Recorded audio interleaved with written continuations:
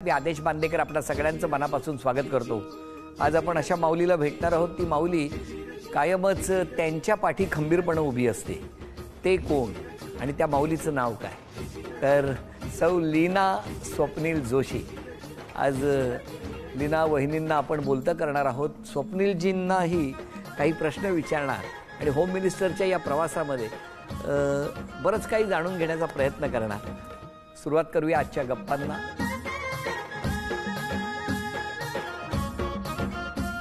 क्या उखाणा? सोन्याच्या चांदीवर प्रेमाची खूण, स्वप्नीलरावांचं नाव घेते जोशांची मी सून। अरे वाह, क्या बात आहे। स्वप्नीलराव तुम्ही पण घ्या। तिच्या सहवासाने माझं आयुष्य निघालं नाहून, लीनाचं नाव घेतो होम मिनिस्टरच्या मंचावर येऊन। अरे वाह, क्या बात आहे। वाह वाह। बरं आता ओळख करून द्या तुम्ही। दादू नाव सांग, नाव सांग दादाला। राधा स्वप्नील जोशी। जबरदस्त, मस्त नाव सांगितलं। मी प्रेमात पडलोय तुझ्या। तुझं नाव सांग। मायरा स्वप्नील जोशी। अरे वाह, तू कुठल्या शाळेत जाते? हुंडेच्या एज्युकेशन अकॅडमी। कितवीत आहेस? सीनियर केजी ई। अरे वाह, आणि तू काय करतो घरी? हुंडेच्या एज्युकेशन अकॅडमी आणि नर्सरी। आणि कुठल्या क्लासमध्ये आहेस तू? नर्सरी। हा बरं बरं, हो हो कळलं आम्हाला, चालेल। हा हे बरं मला सांग, घरी कोण कोण असता तुम्ही तुमच्या घरात? आम्ही फक्त फॅमिली असतो। हो मग फॅमिली म्हणजे कोण कोण असतात? कोण कोण आहे तुझ्या फॅमिलीत? मम्मा आणि मम्मा आणि बाबी। बाबी। आणि बाबी। बाबी। आजी आणि आबा। आजी आणि आबा। सगळ्यात जास्त तुला कोण ओरडतं घरात? मम्मा। मम्मा। आणि तुझ्यावर सगळ्यात जास्त प्रेम कोण करतं? बाबी। बाबी। मग बाबी कोणाला ओरडतो घरात? मम्माना। बाबी मम्माला ओरडतो? रोज मम्माना ओरडतो। आणि मम्मा बाबीला नाही ओरडत? ओरडते कधी कधी। कधी कधी कधी कधी कधी कधी। आणि मग घरात जास्त मस्ती कोण करतं? बाबी। तुला काय आवडतं? आईस्क्रीम। अरे वा। खेळ कुठला आवडतो? फोनवरचा गेम। फोनवरचा गेम। अच्छा, सध्या बंदी आहे ना त्याला घरात। बरं आज मम्मी बद्दल तक्रार करायची असेल हा तर कुठली तक्रार करशील? मारते। रोज मारते हो। हाल आहेत रे तुझे। खूप। बरं बाबी रोज घरीच असतो? हो, त्याची ऑफिसला जातो, शूटिंगला जातो। हो। आणि मग किती वाजता येतो घरी? 5 वाजता। कसं कळणार मला नेमकं किती वाजता येतो बाबी? मग आता मला सांग, टीव्ही बघतो? हो।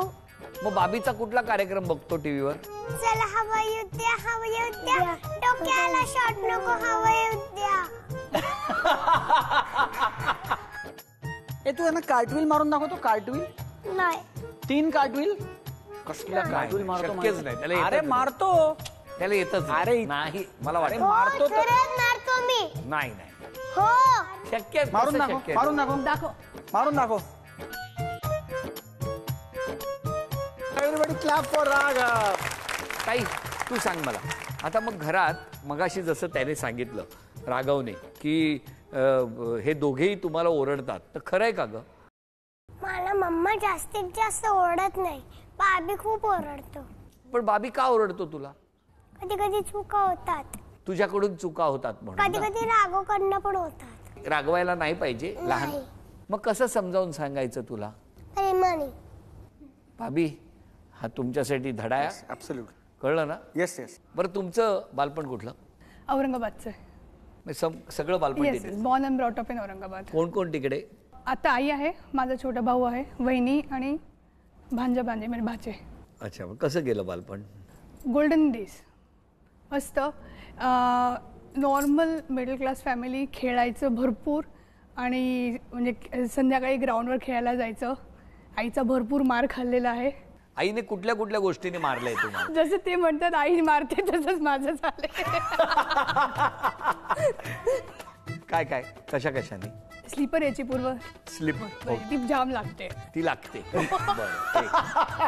रोलरनी तर काय रेग्युलर आहे Regular. ती आपलं, सगळ्यांना रोलर आहे।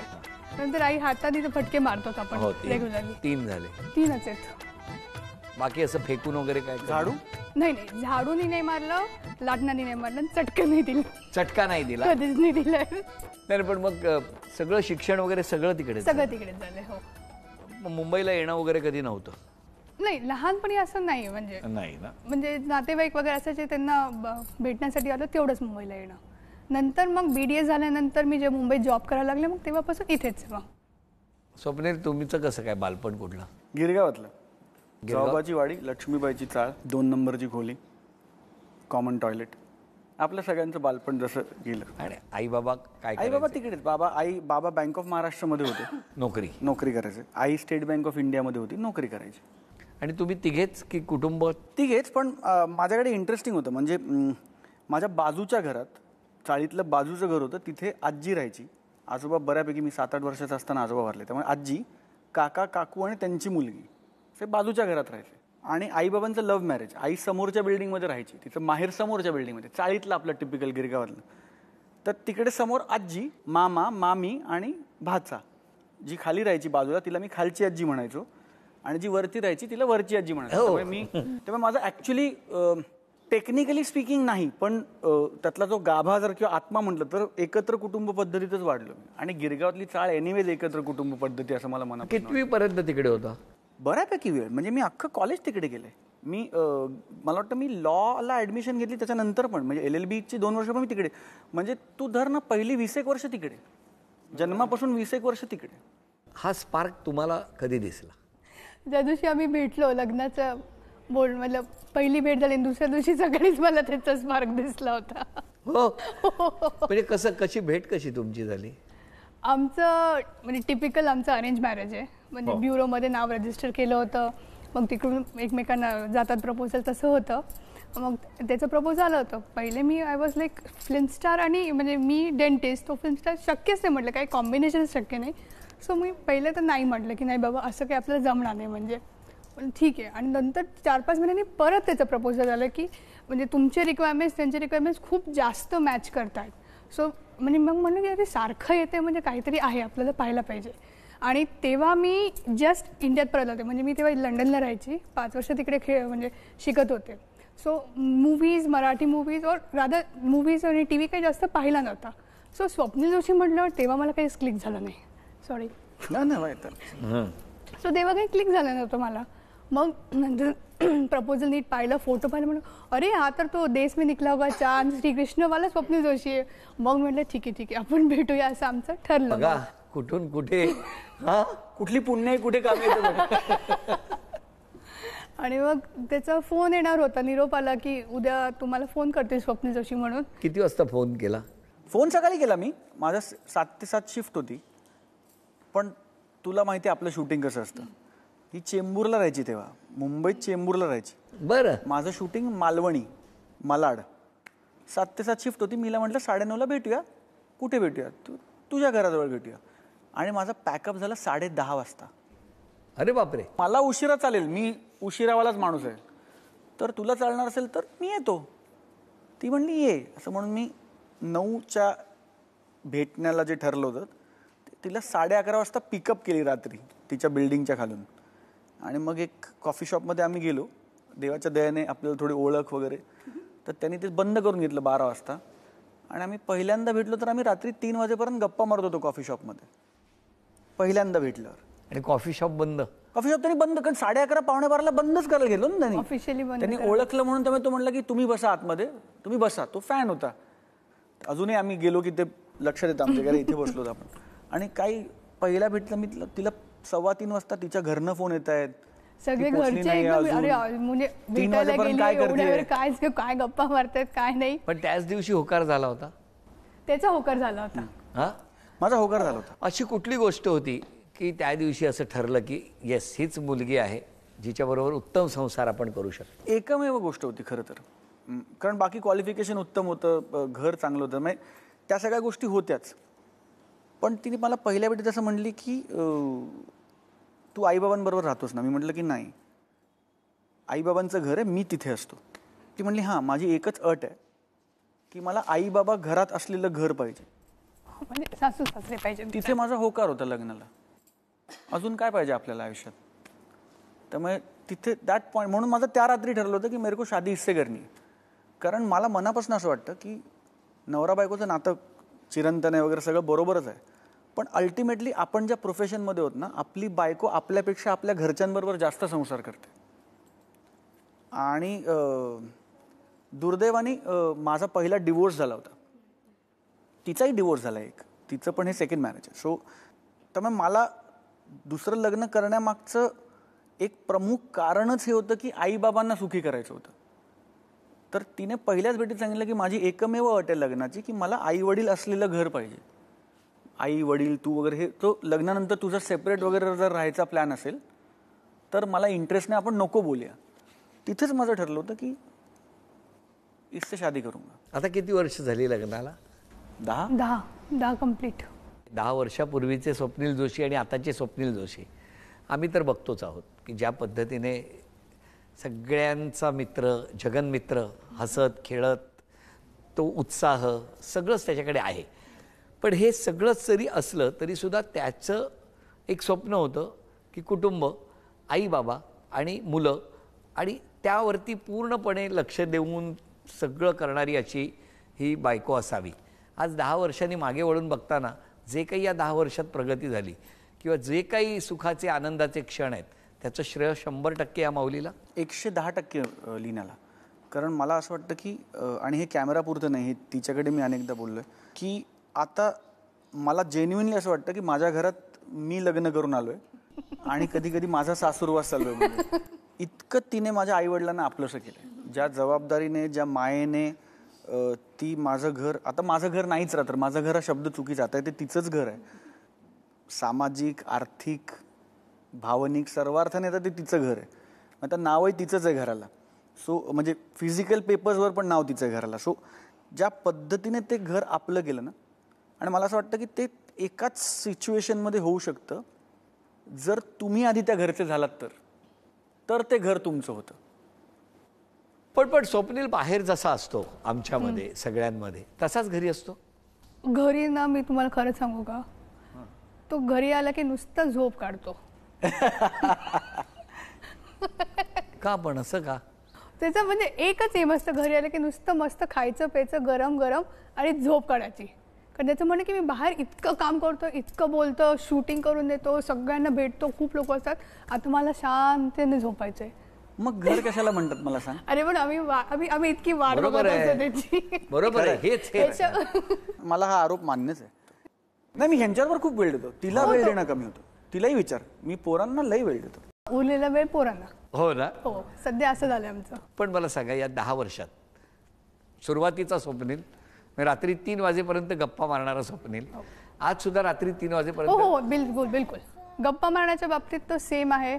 आता आम्ही आमचं चेंज केलं, आम्ही घरी TV बघतो किंवा गाणे ऐकतो रेडिओवर रात्री. सो रात्रीचं 3 ठरलेलं आहे आमचं. सो आमचं मुलं झोपल्यावर एक 1.5 ते 2 तासाचा टाइम आमचा आहे. जितकी वाजता मुलं झोपतील त्याच्यानंतर 1.5 ते 2 तास मग आम्ही गप्पा मारतो. आज तुझं काय झालं, माझं काय झालं, काय चुकलं, काय बरोबर झालं.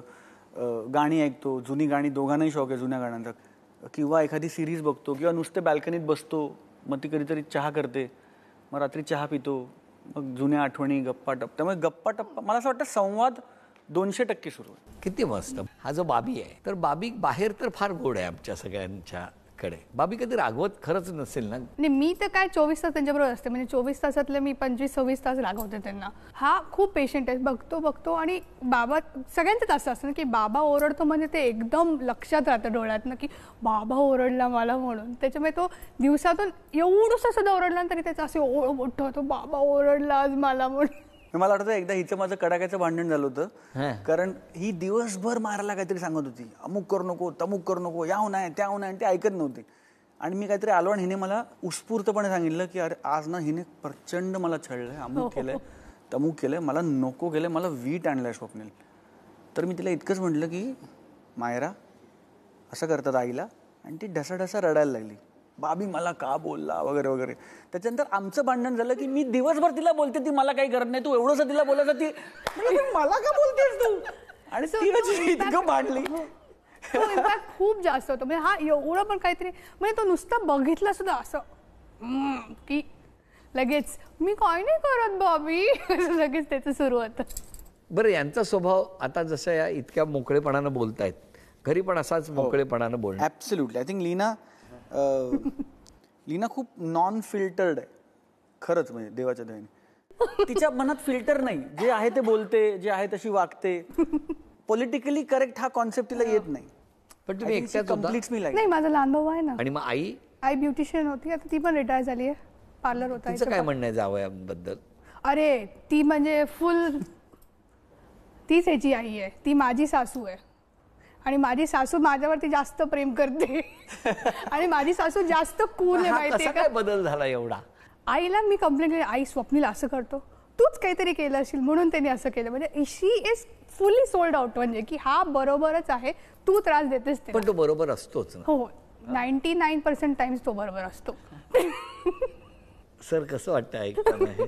सर भारी वाटतं. आणि मला तेच वाटतं की तीच आय थिंक ती मजा आहे. आणि I think we are very blessed, कारण हे बेसिक सुख आहेत आयुष्यातली, आणि ही तुम्ही पैशाने नाही विकत घेऊ शकत. ही फार फार मूलभूत जगण्याच्या आनंदातला भाग आहे असं मला वाटतं. आणि I think we are very blessed. आणि मला खरंच असं वाटतं की आमच्या दोघांपेक्षा माझ्या आणि तिच्या आईवडिलांची पुण्याई आहे की आमच्या पदरात असं आयुष्य आलं आहे. पण I think I am very very blessed. मी तिला नेहमी असं म्हणतो that she is like an अँकर. मी बाहेर ज्या काही उड्या मारतो किंवा मी बाहेर जे काही करू शकतो, मल्टीटास्किंग म्हणा, काम म्हणा, फायदा म्हणा, नुकसान म्हणा, ते आय थिंक लीना त्याचा एक अत्यंत स्ट्रॉंग अँकर घरी असल्यामुळे मी ते करतो. मला कधी विचार येत नाही मनात, सपोज 10ची शिफ्ट रात्री 2 पर्यंत एक्सटेंड झाली तर माझ्या मनात कधी हा विचार येत नाही की मग आता घरी काय होईल, मग जेवणाचं काय होईल, मग आईबाबांचं काय होईल, मग गोळ्यांचं काय होईल. मला घरचा विचारच मनात येत नाही. आणि ही फार कमाल बाब वाटते मला लीनाबद्दल, फारच कमाल बाब. काय वहिनी, कसं वाटतं आज एवढं कौतुक? खूप छान वाटते माहिती. नाही, तो नॉर्मली पण तो आहेच तसा पण. हो हो की नाही? तो जे व्यक्त होतो ना, ते त्याला जे वाटतं तसाच्या तसा तो व्यक्त होतो. पाठी एक, पुढे एक, मागे एक, असं नाहीये. तर या गप्पा अशाच सुरू राहणार आहेत पुढच्या भागात सुद्धा. पण आजच्या भागाची सांगता करत असताना आपण सन्मान करणार आहोत स्वप्नीलजींचा. झी मराठीकडून गणपती बाप्पा मोरया. धन्यवाद. आजचा भाग इथेच संपतो आहे. पुन्हा भेटणार आहोत पुढच्या भागात. त्या पाहायला विसरू नका होम मिनिस्टरचा प्रत्येक भाग फक्त झी मराठी. नमस्कार.